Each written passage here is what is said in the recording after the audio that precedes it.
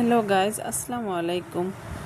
আজকে আমি দুপুরের রান্নাটা রাতে দিলাম, কারণ আজকে আমি একটু ব্যক্তিগতভাবে একটু বিজি ছিলাম, তাই একটু শুধু ভিডিওটা করে রেখে দিয়েছি, তাই আর আপনাদের সঙ্গে শেয়ার করতে পারি নাই।